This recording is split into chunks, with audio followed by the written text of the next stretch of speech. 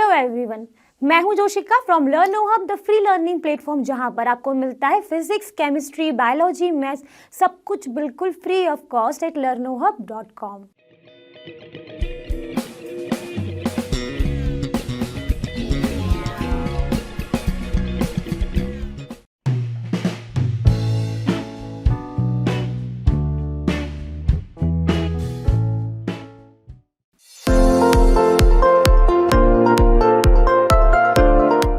बच्चों, question number 1 दिख रहा है स्क्रीन पर। क्वेश्चन नंबर 1 में क्या बोला गया है? The human eye can focus on objects at different distances by adjusting the focal length of the eye lens. ये बोला गया, आपको ऑप्शन दिए presbyopia, accommodation, near sightedness, far sightedness. ये 4 ऑप्शन आपको गिवन है। ये 4 जब ऑप्शन देख रहे हो, और सबसे पहले क्वेश्चन में क्या बोला है कि फोकल लेंथ एडजस्ट हो रही है आई लेंस। सबसे पहले आपको एक आई का डायग्राम दिख रहा है, इसमें आप बताइए कौन सा लेंस है? भैया ये क्रिस्टलाइन लेंस दिख रहा है मैम हमको। इसका शेप क्या होता है? कॉन्वेक्स शेप का होता है, ये कुछ इस तरीके से। ये अपनी फोकल लेंथ को एडजस्ट कर लेता है अगर आप कोई ऑब्जेक्ट ना डिफरेंट डिस्टेंसेस पे रखो। फॉर एग्जांपल, अगर मैंने डिस्टेंस जो है थोड़ी सी पास में रख दी, एक ऑब्जेक्ट या एक कोई खड़ा है पर्सन, वो मैंने यहाँ पे रख दिया, यहाँ पे दिखाने के लिए, और एक थोड़ा सा दूर डिस्टेंस पे है, ठीक है। अब यहाँ पर जो ये लेंस है, जब इसके पास में जब कोई चीज रखी हुई है तो ये लेंस क्या होगा? कंप्रेस होगा देखने के लिए। जब ये कंप्रेस हो रहा होगा तो फोकल लेंथ आपके यहाँ पर कम है, ठीक है। लेंस आपका कंप्रेस हो रहा है। सिलियरी मसल्स क्या करेंगे? सिलियरी मसल्स करते क्या? इसको क्या करके रखे? इस लेंस को होल्ड करके रखे ताकि ये इधर उधर तैरे ना, ठीक है। इसको इसलिए होल्ड करके रखा हुआ है। तो ये सिलियरी मसल्स क्या करेंगे? जब ये कंप्रेस होगा तो ये कॉन्ट्रैक्ट करेंगे। जब ये कॉन्ट्रैक्ट करेंगे तो आप देखोगे कि जब कंप्रेस भी हो रहा है, तो कंप्रेस जब लेंस होगा तो उसका जो रेडियस ऑफ कर्वेचर है वो बढ़ जाएगा, और फोकल लेंथ कम है, तभी आराम से अपने पास की चीज़ें देख पाएगा। सेम चीज़ है अगर यहाँ पर जब ऑब्जेक्ट दूर रखा गया है थोड़ा, तो यहाँ पर जो लेंस है वो आपका थिन होगा, फोकल लेंथ बढ़ जाएगी फोकल लेंथ। जब फोकल लेंथ यहाँ पे बढ़ जाएगी तो रेडियस ऑफ कर्वेचर कम हो जाएगा। जब वो कम हो रहा है तो यहाँ पर तो सिलियरी मसल्स, मतलब अब जब ये कमी हो रहा है रेडियस ऑफ कर्वेचर, ये कंप्रेस कुछ हो नहीं रहा है, लेंस क्या हो रहा है, इसे थिन हो रहा है, तो ये थोड़ा सा रिलैक्स रहेंगी कि इतनी कोई उनको दिक्कत नहीं होगी। तो यहाँ पर इस तरीके से वो अपने दूर के ऑब्जेक्ट्स को देखना, मतलब उसके लिए पॉसिबल रहेगा। तो यहाँ पर वो क्या कर रहा है? फोकल लेंथ को एडजस्ट कर रहा है with the help of ciliary muscles. कौन कर रहा है? लेंस कर रहे हैं। कौन सा लेंस है? कॉन्वेक्स लेंस है। तो जब ये जो एबिलिटी होती है जिससे वो फोकल लेंथ जो है आई लेंस अपना एडजस्ट करता है, उस एबिलिटी को हम बोलते हैं अकोमोडेशन। अगर एक नॉर्मल ह्यूमन लाइफ में भी देखें तो अगर हम एक सिटी से दूसरी सिटी जाते हैं तो हम अपने अकोमोडेशन को एडजस्ट करते हैं। अपना जो एक कहते हैं ना एक रिलैक्सिंग पार्ट है, उसको छोड़ के हम दूसरी सिटी में जाते हैं तो हम उस सब चीज़ों को एडजस्ट कर रहे होते हैं। उसी तरीके से आई लेंस भी according to the distance, different distances, वो अपनी फोकल लेंथ को एडजस्ट करती है। और ये जो एबिलिटी होती है आई लेंस की फोकल लेंथ को एडजस्ट करने की, उसको हम क्या कहते हैं? अकोमोडेशन कहते हैं। तो आंसर क्या हो गया बच्चों? आंसर हो गया option B. So this is the question 1। समझ में आ गया होगा, साथ में कर रहे हो क्योंकि कोई डाउट नहीं रहा होगा। तो अब क्या करेंगे? अगले क्वेश्चन की तरफ चले जाएंगे, क्वेश्चन नंबर 2। तो क्वेश्चन नंबर 2 दिख रहा होगा स्क्रीन पर। क्वेश्चन नंबर 2 में बोला गया है the human I forms the image of an object at its, option है कॉर्निया, बी है आइरिस, सी है पिपल, डी है रेटिना। तो ये सबने पढ़ा इस चैप्टर में कि जो ह्यूमन आई है वो अपनी इमेज फॉर्म करता है रेटिना पर, ठीक है। तो आंसर पता चल गया रेटिना पर। अब देखो, सबसे पहले अगर कोई ऑब्जेक्ट है उसकी इमेज फॉर्म हो रही है कहाँ पर? रेटिना पे फॉर्म होती है, इन्वर्टेड होती है, ठीक है। अभी यहाँ पर अगर आप देखोगे तो कोई अगर ऑब्जेक्ट यहाँ पर रखा गया है, ठीक है, इसकी पहली जो रे है, जो पहला जो कहते हैं ना एक रेज आएगी ना देखने के लिए, कोई बीम ऑफ रेज आएंगी ना, तो जो रे सबसे पहले किस पार्ट को टच करती है? ये आई है, डायग्राम में स्ट्रक्चर है आई का। सबसे पहले किसको टच करती है? ये जो आपको दिख रहा है, इस आउटर लेयर को। ये आउटर लेयर को हम क्या बोलते हैं? कॉर्निया बोलते हैं। ये कॉर्निया क्या करता है? एक आउटर लेयर होती है। जैसे अगर हम लोग देखें कि हमारे जो हाउसेस भी बनते हैं तो हम उसके ऊपर ना, जब सीमेंट वाला कोटेड होता है तो हम पेंट कर देते हैं, सब चीज़ें करते हैं ताकि ना वो डस्ट मगर नहीं आए, इस तरीके से। या फिर एक नोटबुक लेते हैं तो नोटबुक का जो फ्रंट वाला होता है उसमें भी अगर आप देखोगे तो वो इतना मतलब जो पेपर है और उसकी क्वालिटी में देखोगे तो वो बेटर होती है, उसमें जिलेटिन होता है। तो वो क्या करता है, हमारी नोटबुक को डस्ट वगैरह से प्रोटेक्ट करता है, डस्ट हुआ, वाटर्स हुए, ये सब चीज़ों से। उसी तरीके से जो कॉर्निया है वो एक आउटर लेयर है और एक प्रोटेक्टिव लेयर है जो हमारी आई को मतलब थोड़ा प्रोटेक्ट करती है। अब आप क्या बोलोगे मैम देख लिया हमने कॉर्निया, कॉर्निया क्या दिखता तो है नहीं।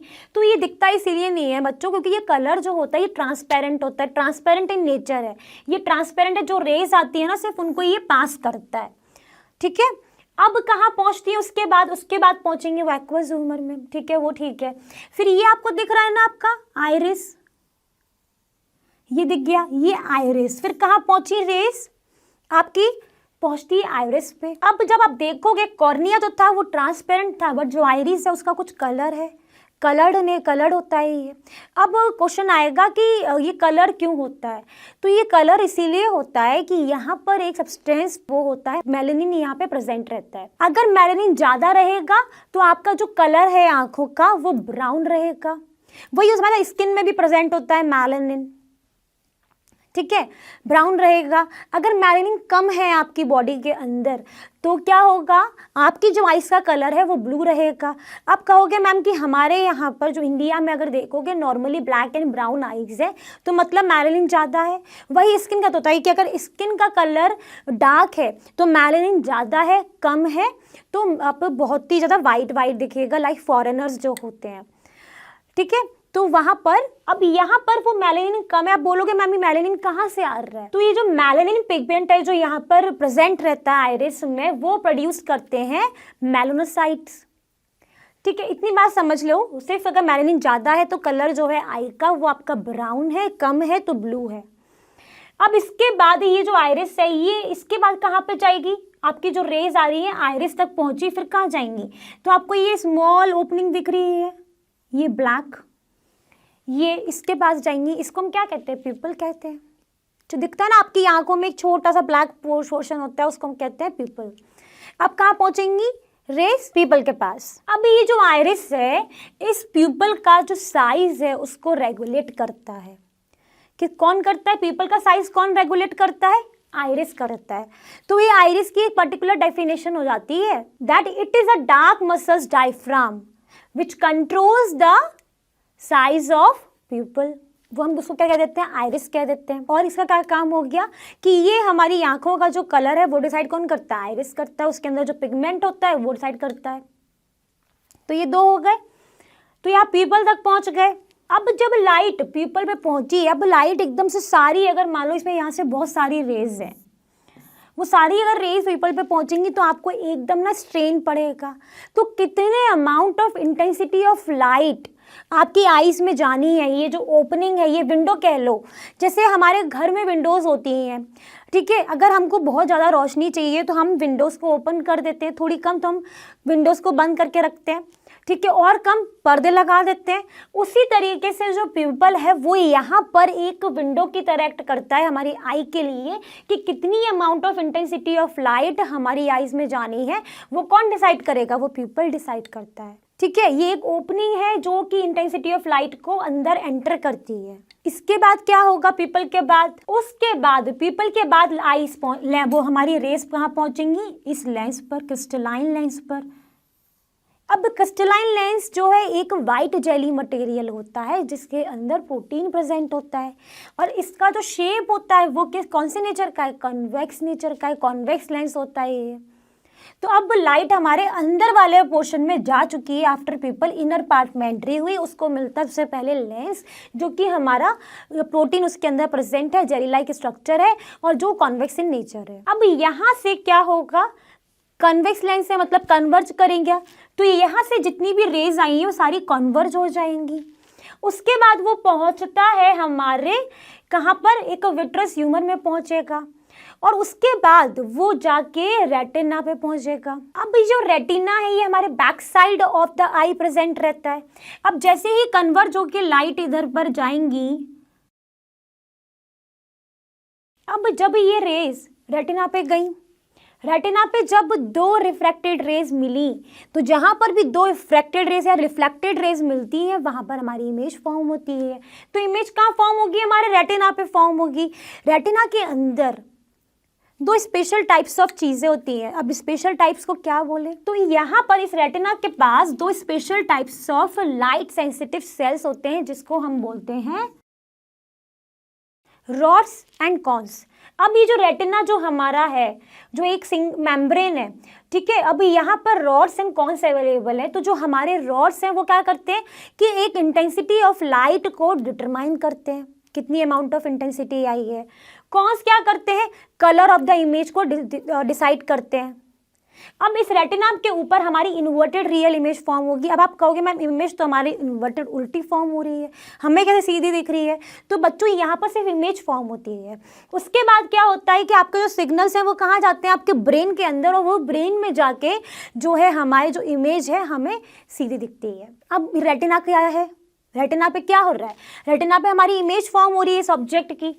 ये ऑब्जेक्ट है, उसकी इमेज कहाँ फॉर्म हो रही है? रेटिना पर। अब इस रेटिना के पास जो है लाइट सेंसिटिव जो सेल्स हैं वो बहुत ज़्यादा है, क्योंकि सेल्स ही है, रॉड्स एंड कॉन्स है। अब आपके जो लाइट सेंसिटिव सेल्स हैं जिनको हम रॉड्स एंड कॉन्स बोल रहे हैं, उनको वो एक्टिवेट कैसे होंगे? जैसे आपको इलेक्ट्रिकल सिग्नल वहाँ पर पहुँचेगा तो ये जो है सेंसिटिव सेल्स जो रेटिना में रहते हैं एनएमएस अमाउंट ऑफ, वो क्या होते हैं? वो एक्टिवेट हो जाते हैं। अब वो एक्टिवेट हो गए, जब यहाँ पर जो आपके जो सेंसिटिव सेल्स हैं जैसे ही वो इल्यूमिनेट हुए, जैसे ही वो एक्टिवेट हुए बाय द इलेक्ट्रिकल सिग्नल्स, तो अब ये जो सिग्नल्स हैं ये ऑप्टिक नर्व्स के थ्रू कहाँ पहुँचेंगे? आपके ब्रेन में पहुँचेंगे, जहाँ पर आपके जैसे ही सिग्नल पहुँचते हैं तो जैसे ही आपके पहुँच गए सिग्नल आपके ब्रेन ने उसको आइडेंटिफाई किया और आपको बता दिया कि ये जो ऑब्जेक्ट है ये क्या है, किस कलर का है। तो चीज़ें आपको किसने बता दी? फिर ब्रेन ने बता दी आपको। तो ये पूरी प्रोसेस इस तरीके से चलती है। तो रेटिना हमारा एक क्या होता है, जहाँ पर एक मेम्ब्रेन होती है, जहाँ पर हमारा immense amount of light sensitive cells present होते हैं जिनको हम बोलते हैं रॉड्स एंड कॉन्स। ठीक है, तो ये वाली बात हो गई। और इस यहाँ पर एक रेटिना पे अगर पूछे तो आपकी इन्वर्टेड इमेज फॉर्म होती है, इन्वर्टेड रियल इमेज। तो यहाँ पर फॉर्म हो गई, इसका आंसर हो गया। हमने पूरा एक कंसेप्ट समझ लिया एक आई का with this diagram and all the things. तो आपकी इमेज कहाँ फॉर्म हो गई? इस बैक साइड, जिसको हम बोल दिया हमने रेटिना। इतनी बात हो गई होगी क्लियर। तो हम बढ़ जाएंगे क्वेश्चन नंबर 3 के पास। तो बच्चों क्वेश्चन नंबर 3 दिख रहा है स्क्रीन पर। क्वेश्चन नंबर 3 में क्या बोला गया है? The least distance of distinct vision for a young adult with a normal vision is about 25 metre, 2.5 centimeter. C option is 25 centimeter. D option is 2.5 meter. So what is the correct one? तो यहाँ पर आपको क्या चीज़ें पता होनी चाहिए? इसका आंसर देने के लिए आपको पता होना चाहिए near point of an eye and far point of an eye. अब नियर पॉइंट की बात करें तो near point of an eye जो रहता है आपका, उसको आप कैसे बोलोगे? नियर पॉइंट है मतलब वो मिनिमम डिस्टेंस, उतनी डिस्टेंस पर आप जो है ऑब्जेक्ट क्लियरली विजिबल कर पाओ, डिस्टिंक्ट विजन ले पाओ विदाउट एनी स्ट्रेन। स्ट्रेन मतलब क्या हो गया? विदाउट एनी प्रेशर, मतलब आपको कोई दबाव ना डालना पड़ेगा। आपको देखना है तो आप एकदम प्रेशर लगाकर देख रहे हो। वो मिनिमम डिस्टेंस जिसपे आपको प्रेशर ना लगाना पड़े, वो उतनी दूरी पर आप चीज़ें बहुत ही सिंपली वे में देख पाओ, कंफर्टेबल वे में देख पाओ, वो हमारी कितनी होती है यंग एडल्ट की? 25 सेंटीमीटर। तो या इतनी दूरी पर अगर आपका ऑब्जेक्ट रखा गया है, अगर आपकी नॉर्मल विजन है, तो आप उसको देख पाओगे विदाउट एनी स्ट्रेन। ठीक है, तो यहाँ पर आंसर क्या हो गया? The least distance of distinct vision for a young adult with a normal vision is about 25 centimetre. Clear हो गई? ये हमारी एक मिनिमम डिस्टेंस होती है। अब फार पॉइंट की बात कर लेते हैं। ये तो मिनिमम देख लिया। फार पॉइंट ऑफ एन आई में क्या होता है? जो हमारा फार पॉइंट रहता है आई का, वो नॉर्मल आइस के लिए अगर आप देखोगे वो उतनी दूरी, उतनी मैक्सिमम दूरी, उतनी मैक्सिमम डिस्टेंस जहाँ तक आप अपने ऑब्जेक्ट को क्लियरली विजिबल कर पाओ। तो ये एक नॉर्मल आई के लिए रहता है इन्फिनिटी। अब आप कहोगे मैम हम इन्फिनिटी की चीज़ें हम कैसे देख सकते हैं? हमको तो मतलब थोड़ा सा दूर का भी हम देख पाएंगे, ज़्यादा दूर अगर कुछ रख दोगे तो। अगर 100 किलोमीटर की दूरी पे भी अगर आपने रख दिया तो हम देख ही नहीं पाएंगे कि वहाँ पर क्या रखा है। तो यहाँ पर आपको कैसे समझना है कि हम देख सकते हैं इन्फिनिटी तक की चीज़ें। अगर आपने कभी ये सोचा है कि क्या सन हमारे बिल्कुल पास में रखा हम देख पा रहे हैं, क्या मून हमारे पास में है, क्या स्टार्स हमारे पास में है क्या? नहीं है ना, बहुत दूर है, मिलियंस ऑफ लाइट ईयर्स दूर है हमसे, लेकिन हम फिर भी उसको देख पाते हैं। क्यों देख पाते हैं? क्योंकि हमारा जो फारदेस्ट पॉइंट है वो इन्फिनिटी, मतलब इन्फिनिटी तो क्या, लाइट ईयर्स इतनी दूर, मतलब गैलेक्सी की चीज़ें हैं, मतलब जो है हम लोग देख पा रहे हैं, सन देख पा रहे हैं, मून देख पा रहे हैं, यहाँ पे स्टार देख पा रहे हो। तो इसलिए हम कहते हैं कि जो हमारा फारदेस्ट पॉइंट है वो हमारा इन्फिनिटी है। ये हो गई बात क्लियर। जब आप स्काई में देखोगे तो आप देख पा रहे हो सन, अभी ना अभी देख लो, जब आप सुन रहे हो तो अगर रात हो रही है तो आप देखोगे, नाइट में आप मून देख पा रहे हो, स्टार्स देख पा रहे हो, अगर आफ्टरनून है तो आप देखोगे वहां पर कि सन को आप देख पा रहे हो। तो यहाँ पर हमारा एक नॉर्मल आईज का जो विजन है वो हमारा क्या है, मिनिमम डिस्टेंस कितनी है 25 सेंटीमीटर और मैक्सिमम डिस्टेंस कितनी है आपकी इन्फिनिटी। यहाँ तक बात हो गई क्लियर। क्वेश्चन नंबर 3 भी हो गया सॉर्टेड, एकदम दिमाग में क्लियर हो जाना चाहिए। अब अगर क्लियर हो जाता है तो हम अब बढ़ जाएंगे अपने आगे क्वेश्चन नंबर 4 की तरफ। तो बच्चों क्वेश्चन नंबर 4 दिख रहा है। क्वेश्चन नंबर 4 में क्या बोला है, the change in focal length of an eye lens is caused by the action of the, option A है प्यूपिल, ऑप्शन बी है रेटिना, ऑप्शन सी है सिलियरी मसल्स, डी है आइरिस। तो क्या बोला है कि यहाँ पर सिर्फ जो फोकल लेंथ जो है आई लेंस का, वो कैसे जो एक्शन है वो कैसे कौन करता है। तो अगर आपने ध्यान से पहले पढ़ा हो, जो पहले क्वेश्चन हमने देखे थे, तो पहले क्वेश्चन में आपने ये देखा था, जब आपने लाइका डायग्राम देखा था कि एक जो लेंस था जिसको हम बोल रहे थे क्रिस्टलाइन लेंस, तो ये रहा क्रिस्टलाइन लेंस। ये जो क्रिस्टलाइन लेंस है इसको कौन होल्ड करके रखा था, कौन पकड़ के रखा था, वो उनको हम क्या कह रहे थे, सिलियरी मसल्स कह रहे थे। जब हमने ऑब्जेक्ट को पास में रखा था तब ये एडजस्ट करने में हेल्प कर रही थी, क्योंकि ये पकड़ के रखी है ना, तो जब ये कंप्रेस हो रहा था तब ये कॉन्ट्रैक्ट हो रही थी। मतलब किसके एक्शन के कारण, जो लेंस है हमारा आई लेंस है वो उसके अंदर फोकल लेंथ चेंज करने की वो एबिलिटी आ रही थी। किसकी हेल्प से आ रही थी, bye the action of the ciliary muscle से आ रही थी। तो सिलियरी मसल का क्या काम कर रहा था कि वो उसको पकड़ के रखता है आई लेंस को, और उसके बाद किस में हेल्प करता है उसको, उसके फोकल लेंथ को चेंज करने में, एडजस्ट करने में। तो यहाँ पर आप देखोगे तो इसका आंसर हो जाएगा सिलियरी मसल्स। ठीक है, अब सिलियरी मसल्स के कारण उसके अंदर जो कर्वेचर ऑफ आई लेंस है, change in the focal length है, दैट इज पॉसिबल। और उस जब ये पॉसिबल रहेगा कि वो अपना कुछ चेंज कर पाए, तभी तो आप अपने पास की चीज़ें और अपने दूर की चीज़ों को ईजिली देख पाओगे। तो यहाँ पर आंसर क्या हो गया, सिलियरी मसल्स। हमने इसका आई डायग्राम में भी इसको बिल्कुल अच्छे से समझा था कि सिलियरी मसल्स का काम था उस लेंस को होल्ड करके रखना, उसको पकड़ के रखना। क्योंकि जो हमारा लेंस होता है उसके अंदर तो एक जेली टाइप मटेरियल उसमें रहता है। अगर ये पकड़ के नहीं रखेंगी ना तो ये लेंस तो पूरे उसमें तैरने लगेगा ना। तो ये उनको रोक के रखी है कि नहीं भैया, आपका काम जो है ना, आप अपना वो काम करिए, तैरिए मत। ठीक है, तो यहाँ तक हो गई होगी बात क्लियर। अब हम चल जाएंगे हमारे क्वेश्चन नंबर 5 पर। इसका आंसर हो गया सिलियरी मसल्स। तो बच्चों क्वेश्चन नंबर 5 दिख रहा है स्क्रीन पर। क्वेश्चन नंबर 5 में क्या बोला है, the person needs a lens of power -5.5 dioptre for correcting his distant vision. उसको डिस्टिंक्ट विजन के लिए जो पावर रिक्वायर्ड थी वो है -5.5 डायोप्टर्स। अब दूसरे में उसने बोल रहा है कि उसकी नियर विजन के लिए जो पावर रिक्वायर्ड है वो है आपकी +1.5 dioptre, and you have to calculate the focal length for distant vision के लिए अलग कैलकुलेट करनी है आपको, नियर विजन के लिए आपको अलग कैलकुलेट करनी है। तो अलग अलग तो होगी ही फोकल लेंथ, दूर के लिए अलग होगी, पास के लिए अलग होगी। कैसे करेंगे, बहुत सिंपल है। देखो, पावर गिवन है, फोकल लेंथ निकालना है, तो यहाँ पर आपको कौन सा फॉर्मूला यूज करना पड़ेगा, आपको फॉर्मूला यूज करना है पावर ऑफ लेंस का। पावर ऑफ लेंस का क्या फॉर्मूला होता है, 1/f। एंड अगर आप पहले केस के लिए ले लें, वो क्या है, हमारा डिस्टेंट विजन है,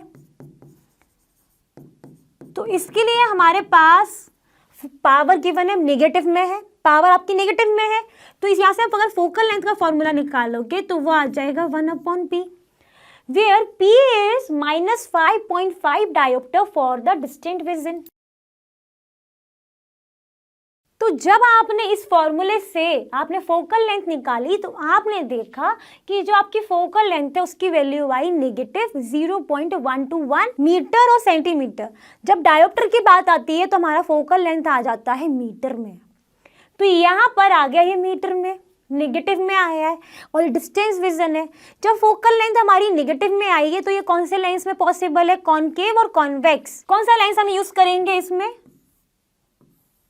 ये वाला लेंस यूज करना चाहिए। तो या इसके लिए कौन सा यूज करा हमने, कॉनकेव लेंस यूज की है। हमारी फोकल लेंथ निकल आई जो हमारे क्वेश्चन में पूछा था डिस्टेंट विजन के लिए, हमारी फोकल लेंथ ये आ गई, वो भी नेगेटिव में आई, तो इसलिए पॉसिबल है कॉनकेव लेंस में। तो हमने सारा आंसर दे दिया। Now come to the near vision part, B part समझ लो उसको आप। बी पार्ट के लिए हमारे पास गिवन है +1.5 डायोप्टर, तो एफ क्या हो जाएगा हमारा 1/p है। If you are going to calculate it, it become 10/15, which is 2/3. 2/3 is what? 2/3 जब कैलकुलेट करोगे तो उसका डेसिमल में वैल्यू आया 0.667 मीटर। तो ये हो गई हमारी ए पार्ट और बी पार्ट हमने कैलकुलेट कर लिया। हमको फोकल लेंथ तो निकालनी थी ना इसकी। अब यहाँ पर बोलोगे कि मैम इसमें जो फोकल लेंथ है वो तो पॉजिटिव में है, तो इसके लिए कौन सा लेंस हो गया हमारा, कन्वर्जिंग लेंस, कॉन्वेक्स लेंस। बात हो गई क्लियर। तो हमने डिस्टेंट एंड नियर विजन के लिए जो हमें कैलकुलेट करना था पोर्शन, उसको हमने कैलकुलेट कर लिया। हमारे दोनों पार्ट फर्स्ट एंड सेकंड वो हो गए सॉल्व। कुछ बहुत ही सिंपल थे, आई थिंक आपको भी आ गए होंगे समझ में और आपने क्वेश्चन अपने कॉपी में कर भी लिया होगा। तो अब इसके बाद हम बढ़ जाएंगे क्वेश्चन नंबर 6 के पास। तो बच्चों क्वेश्चन नंबर 6 दिख रहा है स्क्रीन पर। क्वेश्चन नंबर 6 में क्या बोला गया है, the far point of a myopic person is 80 centimetre in front of the eye. अब बताइए, सबसे पहले तो आपको ये पता होना चाहिए कि मायोपिक आई क्या होती है, मायोपिया क्या होता है।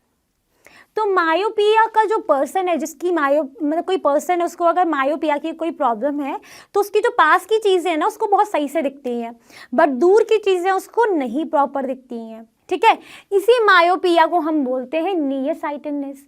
नियर वाला पास सही दिखेगा, दूर वाला इजीली नहीं दिखेगा।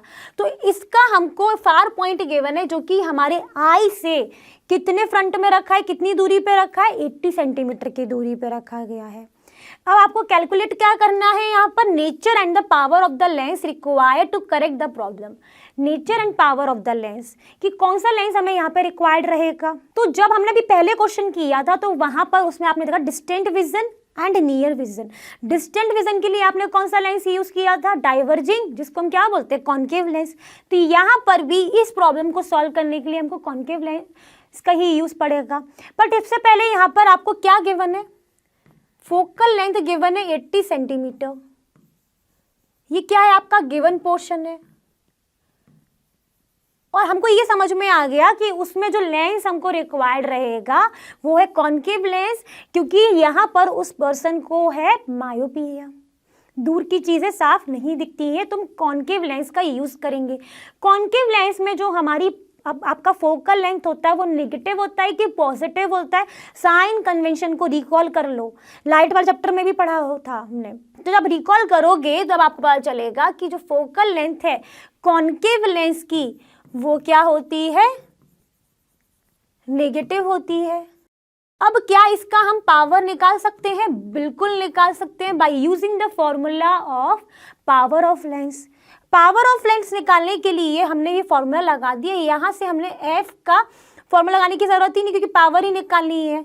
तो पावर क्या हो गई हमारी, -1/80 सेंटीमीटर में है बच्चों ये। तो यहाँ पर जब हम पावर वाले फॉर्मूले में, तो फोकल लेंथ हमारी किस में ली जाती है, इन मीटर। तो क्या इसको कन्वर्ट करें, तो जब आप इसको कन्वर्ट करने जाओगे तो ये आ जाएगा आपका -100/80। जब कैंसिल आउट करोगे, जब सॉल्व करोगे तो ये हो जाएगा आपका 4, ये हो गया 5, आंसर आ गया -1.25 डायोप्टर। इस वाली मायोपिक आई के लिए आपकी पावर कितनी आ गई, -1.25 डायोप्टर, विच को डिनोट करते हैं डी से। इतनी बात हो गई क्लियर।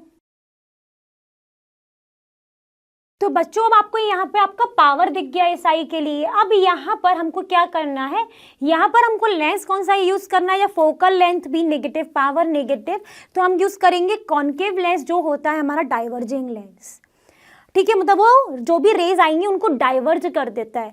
जब डाइवर्ज करेगा तो फोकल लेंथ आपको कहीं पर वो पॉइंट होके तो इमेज क्रिएट होगी नहीं, इसीलिए हम उसकी इमेज जो इसके बैक साइड में उसको पकड़ के वहाँ पर दो रेस को मिलाते हैं जहाँ पर हमारी इमेज फॉर्म होती है।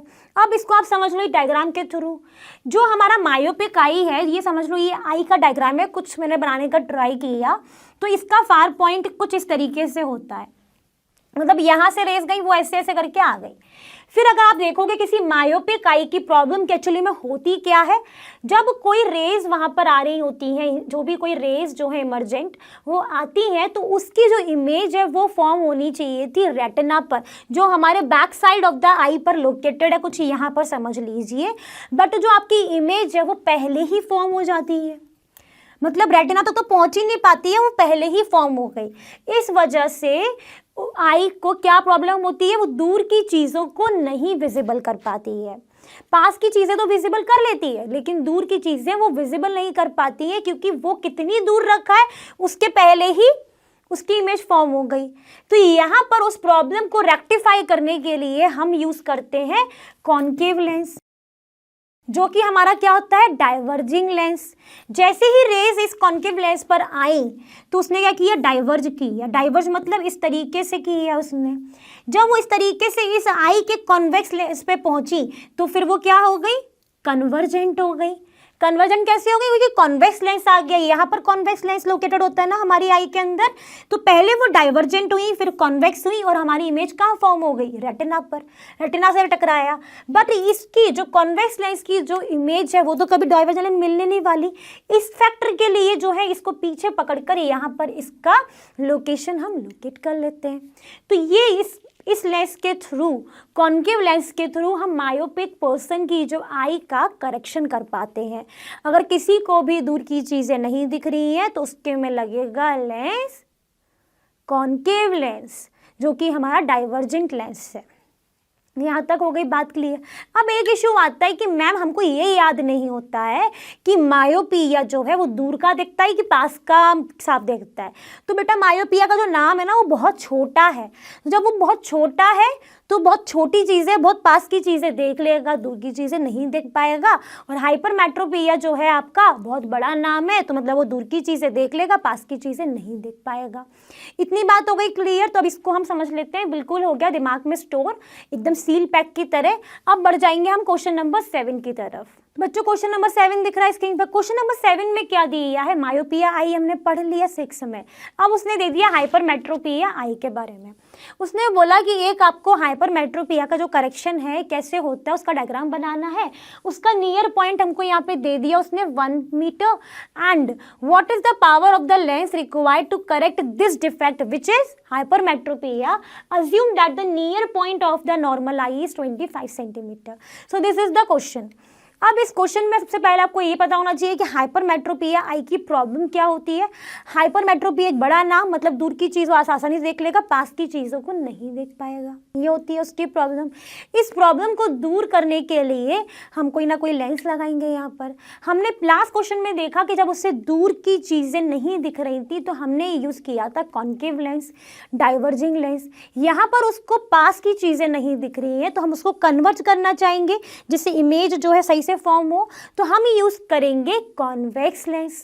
इतनी बात तो हो गई होगी क्लियर। अब क्वेश्चन में बोला गया है कि नियर पॉइंट उसने दिया है हाइपरमेट्रोपिया आई का which is 1 metre and normal eye का जो नियर पॉइंट है वो हो गया 25 सेंटीमीटर। ये मीटर ये सेंटीमीटर, तो इसको हमने कर दिया 100 सेंटीमीटर। अब उसने बोला है यहाँ पर आपको पावर निकालना है। पावर निकालने के लिए आपके पास पता होना चाहिए आपको फोकल लेंथ। अब फोकल लेंथ तो मैम यहाँ पे कहीं पर भी नहीं दी है और पता ही नहीं चल रहा है कैसे आएगी। तो फोकल लेंथ निकालने के लिए अगर ये लेंस है तो हमको क्या पता होना चाहिए, लेंस फॉर्मूला।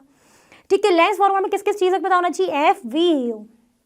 एफ आपको निकालना है, मतलब क्या पता होना चाहिए, वी एंड यू। अब ये दोनों जो आपको दिए इनमें से कौन सा वी है कौन सा यू है। अब आप देखोगे तो जो नियर पॉइंट नॉर्मल आई का है वो ही तो हो गया हमारा यू, ऑब्जेक्ट की डिस्टेंस। क्योंकि वो होनी चाहिए, क्योंकि यहाँ पर तो प्रॉब्लम है ना, नियर की चीज़ें उसको दिख ही नहीं रही है। क्लियर? तो ये हमने मान लिया u और ये हो गया हमारा v। If u and v is given, now आप क्या करोगे, by using the lens formula you calculate the focal length. What is the lens formula? 1/f equal to 1/v minus 1/u। अब यहाँ पर जो मैंने स्टार्टिंग में बोला, इसका नियर पॉइंट नहीं उसको साफ दिख रहा, हमको कॉन्वेक्स लेंस यूज करना पड़ेगा, कन्वर्जिंग लेंस। अब लेंस फॉर्मूला लगाने से पहले आपको क्या पता होना चाहिए? Sign convention of convex lens, क्योंकि हाइपरमेट्रोपिया आई है। तो कॉन्वेक्स लेंस में आपका v एंड u जो है वो क्या होते हैं? नेगेटिव होते हैं। तो बच्चों जल्दी से रिकॉल कर लो कॉन्वेक्स लेंस के साइन कन्वेंशन और बिल्कुल तैयार हो जाओ।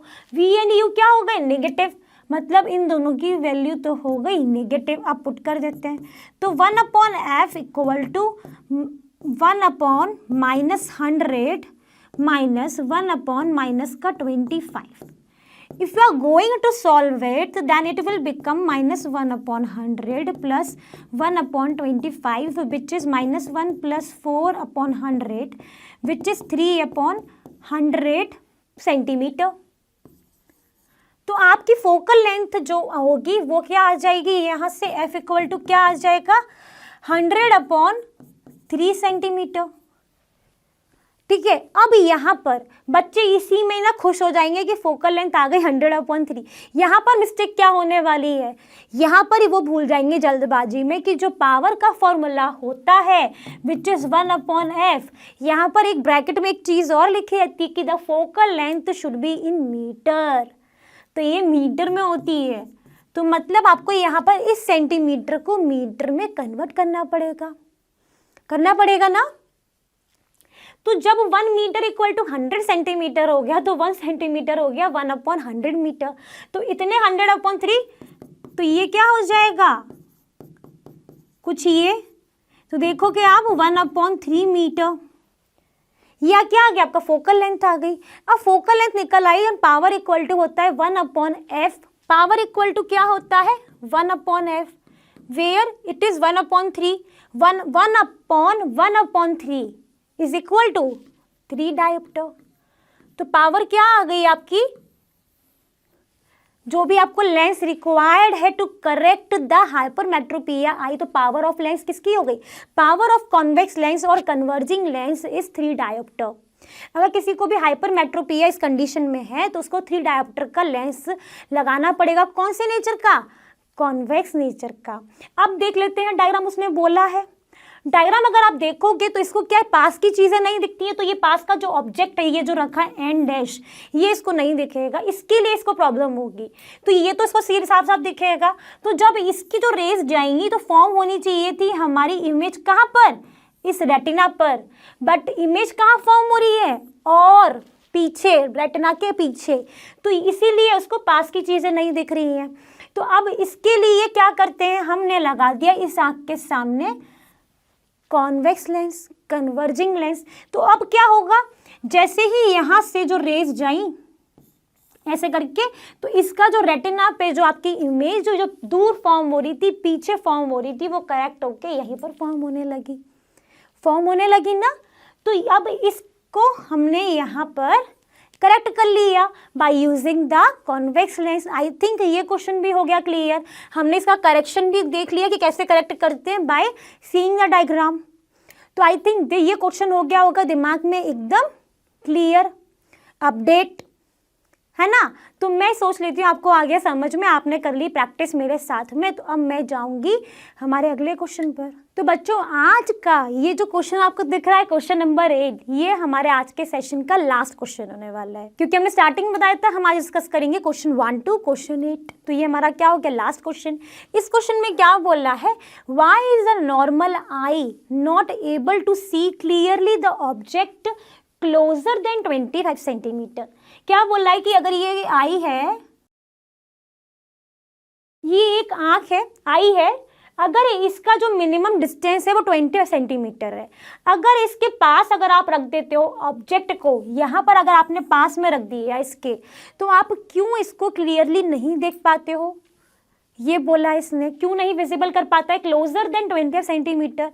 तो बच्चों यहाँ पर जब हमने पढ़ा था नियर पॉइंट ऑफ एन आई, तो हमने देखा था नियर पॉइंट ऑफ एन आई क्या होता है, वो मिनिमम डिस्टेंस जहाँ पर आपको जो ऑब्जेक्ट है वो क्लियरली विजिबल हो विदाउट एनी स्ट्रेन, तो वो मिनिमम डिस्टेंस होती है हमारी 25 सेंटीमीटर। तो सिंपली इससे क्या कंक्लूजन निकला कि अगर हम इससे पास रख देंगे हमको दिखेगा लेकिन स्ट्रेन लगेगा, हमारे कंफर्टेबल जोन से नहीं होगा, हम बिल्कुल एकदम गौर से देखेंगे ना इसको तो हमारी आंख पे दबाव पड़ेगा, एक प्रेशर पड़ेगा, इसीलिए यहाँ पर प्रॉब्लम क्रिएट होगी। तो अगर इसको आप यहाँ पर इसको पास रखोगे तो क्या क्या प्रॉब्लम क्रिएट होंगे, एक तो स्ट्रेन अकर होगा, दूसरी चीज क्या होगी, जब स्ट्रेन अकर हो रहा है तो हमारा जो रेडियस ऑफ कर्वेचर है वो और बढ़ेगा, आई लेंस और कंप्रेस होगा, फोकल लेंथ और कम हो जाएगी। तो इन सब चीज़ों के बाद तब जाके आपका यहाँ पर एक स्ट्रेन प्रोड्यूस्ड होगा और जो हमारी सीलियरली मसल्स है वो 25 सेंटीमीटर से बियॉन्ड जो है वो कॉन्ट्रैक्ट नहीं करेंगी और जो आपकी इमेज है वो रेटिना पे फॉर्म नहीं होगी। तो मेन प्रॉब्लम क्या हुई यहाँ पर, जब आपने इसका जो फोकल लेंथ है उसको और कम कर दिया तो यहाँ पर जो आपकी जो इमेज है वो जो प्रॉपरली फोकस्ड नहीं रहेगी रेटिना पर, और because ciliary muscles are not contracted beyond this limit. ठीक है, अब जो फोकल लेंथ क्या हो गई, कम हो गई, मैंने पहले ही बोला जब वो कम हो गई तो आपको यहाँ पे स्ट्रेन प्रोड्यूस्ड हो गया, स्ट्रेन हो गया, रेडियस ऑफ कर्वेचर बढ़ा, लेंस कंप्रेस होना और शुरू हो गया। इसके लिए हमने कहा कि जो हमारी नॉर्मल आई है उसका जो मिनिमम डिस्टेंस है वो होता है 25 सेंटीमीटर फ्रॉम वेयर हम अपनी जो चीज़ें हैं नियर पॉइंट जो है उस तक हम बिल्कुल comfortable without any pressure without any strain हम इजीली विजिबल कर पाते हैं। If we are going to more closer than 25 centimetre तो जो मिनिमम डिस्टेंस थी, जो रेज आ रही थी हमारे लेंस पर, वो क्या हो जाएंगी, हमारी रेटिना पर इमेज ढंग से फॉर्म करके प्रोड्यूस्ड होंगी और हमारा जो आई लेंस है उसको और प्रेशर लगाना पड़ेगा और कंप्रेस होगा, जिसके कारण रेडियस ऑफ कर्वेचर और बढ़ेगी और स्ट्रेन प्रोड्यूस्ड होने लगेगा, आईज में प्रॉब्लम क्रिएट होने लगेगी। इसीलिए हमने मिनिमम डिस्टेंस को सेट कर रखा है आई का, वो है हमारा 25 सेंटीमीटर। बात हो गई क्लियर, हमने समझ लिया नियर पॉइंट के कारण ही, इसलिए हम उसको कम नहीं कर सकते, हमको स्ट्रेन नहीं चाहिए हमारी आंखों पर। ठीक है, ये हो गया इसका answer. What happens to the image distance in the eye when we increase the distance of an object from the eye. अगर हम लोग आई से ऑब्जेक्ट की डिस्टेंस को अगर इंक्रीज करते हैं तो क्या इमेज डिस्टेंस पे असर पड़ेगा, दिस इज द क्वेश्चन। ठीक है, अब यहाँ पर आप खुद ही बताइए कि अगर ये हमारी आई है, फॉर एग्जाम्पल ये हमारी आई है, इसके अंदर एक लेंस होता है, ठीक है, यहाँ पर अपना क्या होता है, सीलियरी मसल्स होती है ना, यही तो पढ़ा है हमने आई के हम जब बाकी क्वेश्चन सॉल्व करे थे हमने न्यूमेरिकल पिछली क्लास में।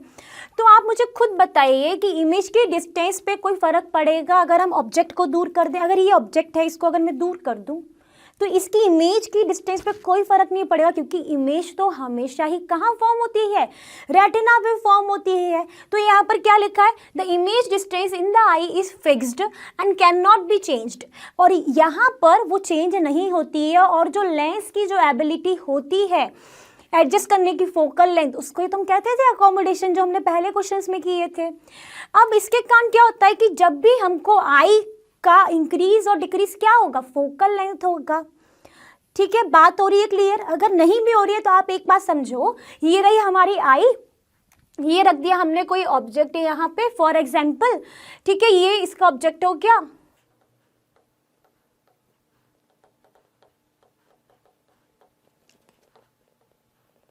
तो बच्चों हम क्या करने वाले, हमने ये आई ली, हमने एक ऑब्जेक्ट रख दिया जो थोड़ा नियर पॉइंट पे रखा है, तो हमने उसकी डिस्टेंस जो है लेंस से वो कितनी हो गई, यू क्या होता है हमारा ऑब्जेक्ट डिस्टेंस होती है। इमेज की डिस्टेंस, और इमेज कहाँ फॉर्म होता है, हमेशा ही आपका रेटिना पे फॉर्म होता है। तो हमने इस लेंस से इस रेटिना तक की डिस्टेंस कितनी ले ली, वी। ठीक है, अब इसी को अगर आप ऑब्जेक्ट को थोड़ा हमें दूर करनी है डिस्टेंस, मतलब हम इसको डिस्टेंस को बढ़ाने वाले हैं, हमने डिस्टेंस बढ़ा दी है, हमने थोड़ा और दूर रख दिया पॉइंट, हमने मान लिया हमने इन्फिनिटी पे ही रख दिया, तो ये आपका u बढ़ गया, लेकिन v तो वही रहा, जो लेंस तक की, रेटिना तक की डिस्टेंस है उसको ही तो हम वी कहते हैं। तो अगर आप लोगों ने जिसने भी लेंस का फॉर्मूला पढ़ा, आई थिंक सभी ने ही पढ़ाया है और मैंने पढ़ाया भी है, क्लास में सॉल्व कराया है क्वेश्चंस में, क्या होता है 1 अपॉन, यही होता है 1 upon V minus 1 upon U equal to 1 upon F. अब बच्चों यहाँ पर ये देखो कि हम कर क्या रहे हैं, क्वेश्चन में क्या बोला, ऑब्जेक्ट की डिस्टेंस को बढ़ा रहे हैं, मतलब यू को बढ़ा रहे हैं, ठीक है। इसको हम क्या कर रहे हैं, इंक्रीज कर रहे हैं, और v को हम कांस्टेंट है, ये फिक्स्ड रहता है क्योंकि ये हमेशा रेटिना पे ही फॉर्म होगा। इतनी बात हुई। तो जब अगर आप मैथमेटिकली देखोगे इन दोनों इक्वेशन को, अगर आपको सही रखना है तो आपको क्या करना पड़ेगा, फोकल लेंथ बढ़ाना पड़ेगा। फोकल लेंथ बढ़ाएंगे क्योंकि ऑब्जेक्टिव तो हमारा बढ़ रहा है लेकिन v तो हमारा फिक्स्ड रहेगा, f हम बढ़ाएंगे,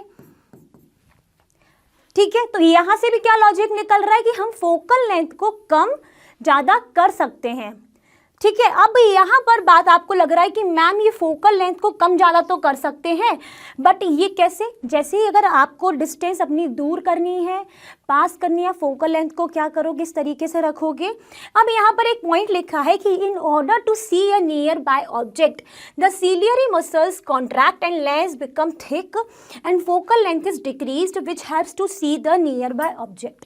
यही है। अब सीलियरी मसल्स का काम क्या था कि उस लेंस को होल्ड करके रखना, ठीक है, यही काम था। तो ये अगर है, ये आपका लेंस है, ये आपकी सीलियरी मसल्स हैं, ये आपका ऑब्जेक्ट है।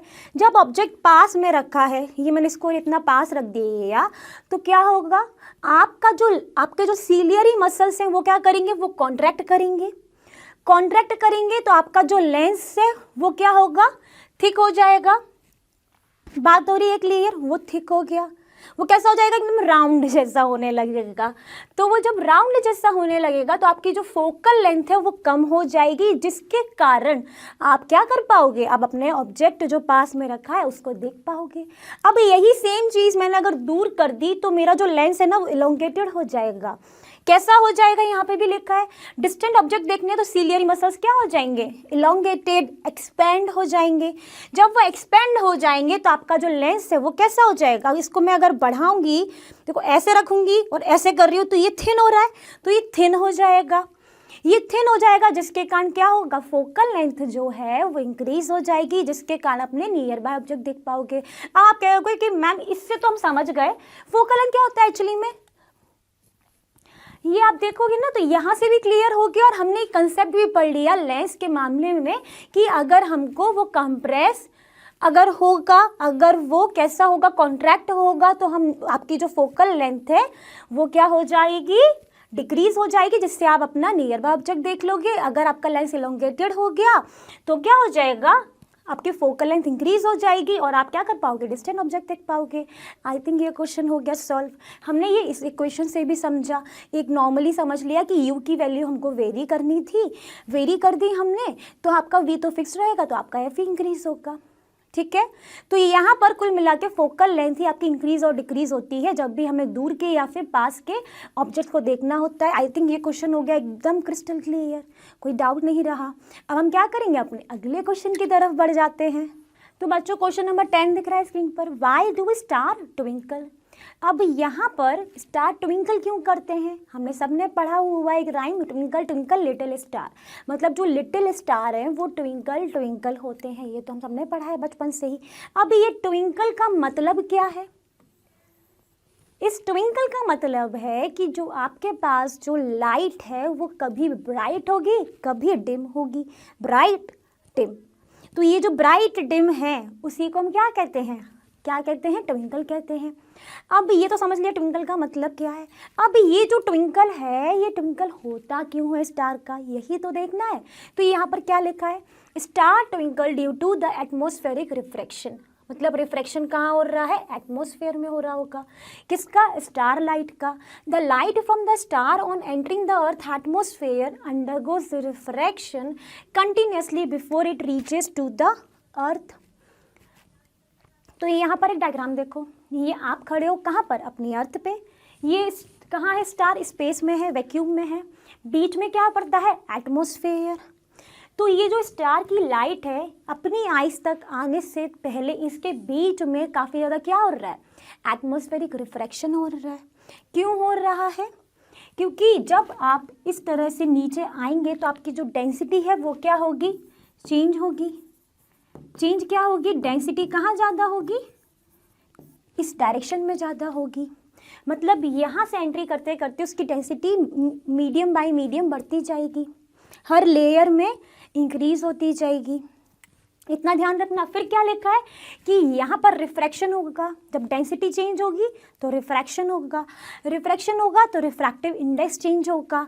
अब as the path of the rays of light coming from the star goes on veering slightly, the apparent position of the star fluctuate and the amount of starlight entering the light is flicker, that's why star twinkle। अब आप कहोगे ma'am आपने तो ये भी पढ़ा, मुझे समझ में कुछ नहीं आया।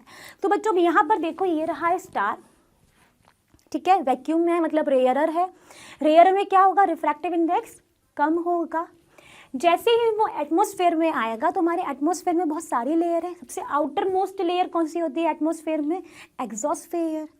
अब एज कंपेयर टू वैक्यूम जहाँ पर रिफ्रैक्टिव इंडेक्स कम है, एग्जॉस्फेयर का तो रिफ्रैक्टिव इंडेक्स उसके कंपैरिजन में ज़्यादा है। मतलब वो क्या हो जाएगा? अगर मान लो ये है आपका रेयरर, तो यहाँ पर क्या हो जाएगा? ये मैंने एक लेयर बना दी एग्जॉस्फेयर, तो यहाँ पर ये क्या हो जाएगा?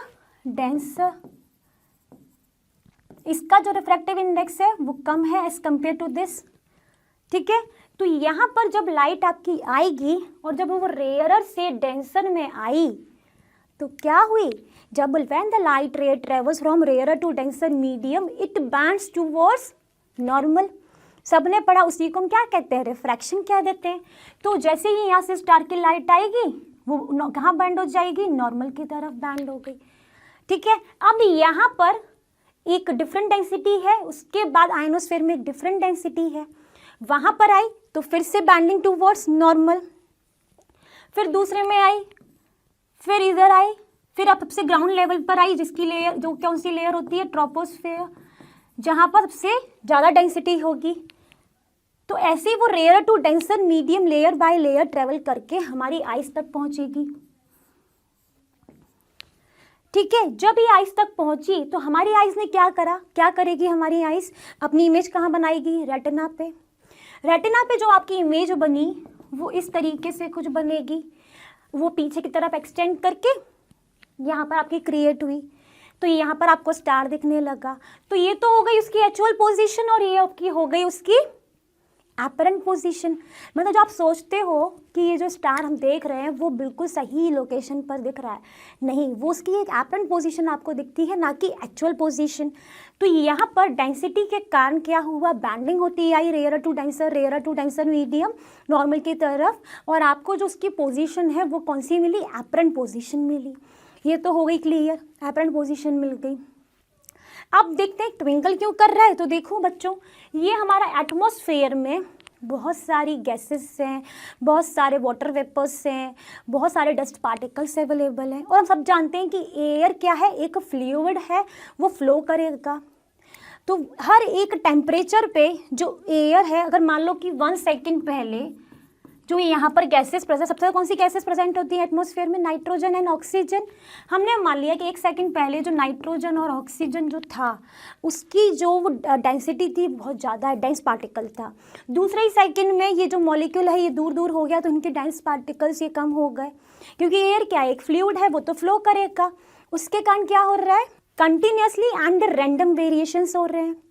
और जब आपकी लाइट की रे आ रही है, अगर कहीं उसको एक डेंस पार्टिकल मिल गया जहाँ पर वो टकराई, उससे लाइट आई, मान लो कि इस लोकेशन पे कहीं पर क्या एक उसको डेंस पार्टिकल मिल गया, ठीक है, डस्ट वगैरह है, और एयर तो फ्लूइड है, वो तो फ्लो करेगी, तो एकदम बहुत ज़्यादा डेंस मिला तो वो वहाँ से बैंड हो जाएगी, ठीक है। और दूसरे ही सेकंड में क्या हुआ? उसको नहीं मिला तो वो वहाँ पे बैंड नहीं हुई।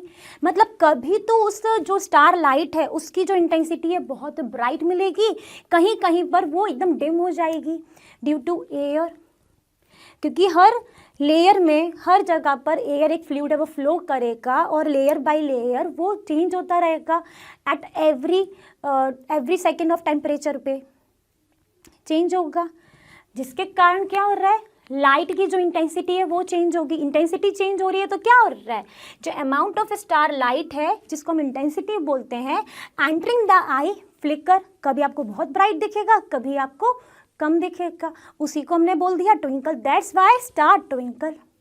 ऐसा नहीं समझ सकते, ये नहीं मानते कि स्टार अपनी लाइट को ऑन ऑफ कर रहा है, नहीं, कभी ज़्यादा देता है कभी कम देता है, नहीं, वो तो एक कांस्टेंट लाइट देता है। सब चीज़ें कहाँ हो रही हैं, हमारे एटमॉस्फेयर में हो रही हैं, एटमॉस्फेयर में प्रेजेंट पार्टिकल्स, डस्ट, एयर, इन सब के कारण हो रही है। वो फ्लिकरिंग क्यों हो रही है, इस एटमॉस्फेयर के कारण हो रही है। बात हुई क्लियर।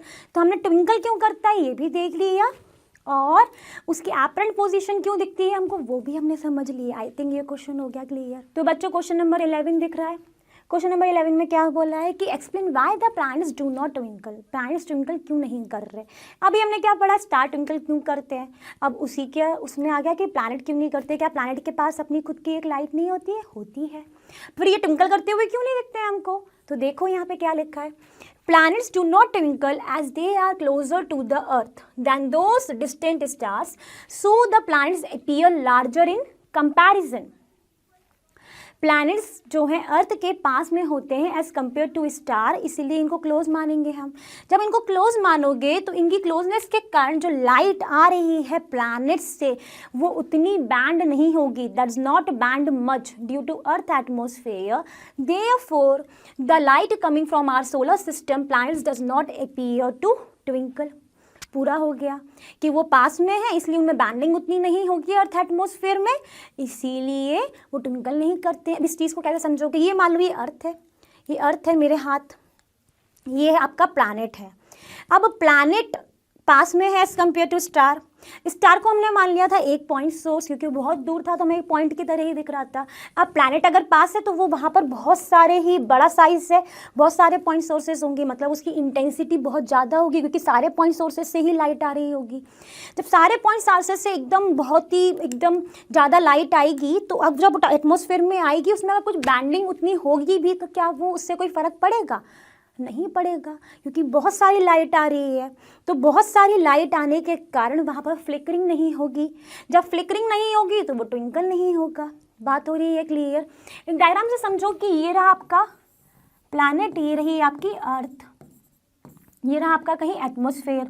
अब यहाँ पर ये पूरा प्लैनेट बड़ा है एज कम्पेयर टू स्टार, तो बहुत सारी लाइट्स के पॉइंट सोर्सेस हैं, ठीक है, ये सारे ही सोर्सेज एटमॉस्फेयर से लाइट आएगी ना, ऐसा तो होगा नहीं कि सारे एक साथ ही दे रहे होंगे लाइट। तो जब ये लाइट एक साथ दे रहे होंगे तो कहीं पर कोई बैंडिंग हो भी गई बट उनसे कोई इंटेंसिटी पे फ़र्क नहीं पड़ेगा, उसके कारण इसकी जो लाइट है वो ऐसे आपको मिल रही होगी, इंटेंसिटी के कारण कोई वेरिएशन नहीं होगा, does not bend much due to earth atmosphere, that's why there is no flickering here and hence we can say that planets do not twinkle. बात हो गई क्लियर, ज़्यादा इसको घुमाने की ज़रूरत ही नहीं है, समझ गए हम, क्योंकि वहाँ पर ट्विंकलिंग थी, हमने पढ़ा था वहाँ पे क्यों हुई, यहाँ पर क्यों नहीं हो रही वो भी हम समझ गए, ठीक है। बात हुई क्योंकि पास में है, ज़्यादा लाइट दे रहा है, ज़्यादा लाइट दे रहा है, बैंडिंग नहीं हो रही है, बैंडिंग नहीं हो रही है तो वो ट्विंकल नहीं कर रहे हैं। बैंडिंग तो हो रही है बट उतनी नहीं हो रही है जिससे उसकी इंटेंसिटी पे वो करे। ऐसा तो नहीं हो रहा है कि एक आई चलो वो बैंड हो गई तो आपके पास इतनी कम लाइट आ रही है, नहीं ना, पूरा उतने ही एक कांस्टेंट लाइट आ रही है तो कोई फर्क ही नहीं पड़ता है। Why does the sky appear dark instead of blue to an astronaut. Astronaut को हमारा जो स्काई है वो डार्क क्यों दिखता है, ब्लू क्यों नहीं दिखता है, यही तो क्वेश्चन है। तो आंसर क्या बोल रहा है, क्यों दिखता है sky appear dark instead of blue to an astronaut, because as there is no atmosphere in the space, there is no atmosphere that can scatter the sunlight, as sunlight is not scattered, therefore the no light reaches to the eyes of the astronaut। Astronaut का हमारे space में है, space से हम उनको जब वो देखते हैं तो उनको जो हमारा जो स्काई है वो क्या दिखता है, डार्क दिखता है, ब्लू नहीं दिखता है। उसका रीज़न क्या है कि जब वो स्पेस में है वहाँ पर वैक्यूम है, तो वैक्यूम में जब कोई लाइट है वो स्कैटर्ड ही नहीं होगी, सन की कोई लाइट है वो स्कैटर नहीं हो रही है क्योंकि कोई कोलाइडेड पार्टिकल्स ही नहीं है, तो स्कैटरिंग नहीं है। स्कैटरिंग नहीं है तो क्या मतलब है, जब सनलाइट स्कैटर्ड ही नहीं हुई तो उसके जो कंपोनेंट्स हैं वो भी स्कैटर्ड नहीं हुए, तो कोई लाइट उनकी आंखों तक पहुँचती ही नहीं है एस्ट्रोनॉट की आंखों तक, इसलिए उनको स्काई क्या दिखता है, डार्क दिखता है, ब्लू नहीं दिखता है। बात हो गई क्लियर। मेन क्या था कंसेप्ट स्कैटरिंग का, जो बाकी पिछले में था वो भी कुछ इसी तरीके से ही था। बात हो जानी चाहिए क्लियर। तो ये क्वेश्चन भी हो गया होगा एकदम क्रिस्टल क्लियर। तो बच्चों आई थिंक आज की क्लास जो है आपके लिए काफ़ी यूज़फुल रही। अब जब वो यूज़फुल रही और आप सब जानते ही हैं कि लर्नो हब फ्री है पर बेस्ट है, और यहाँ पर आपको मिलता है फिजिक्स केमिस्ट्री बायोलॉजी मैथ सब कुछ बिल्कुल free of cost at learnohub.com।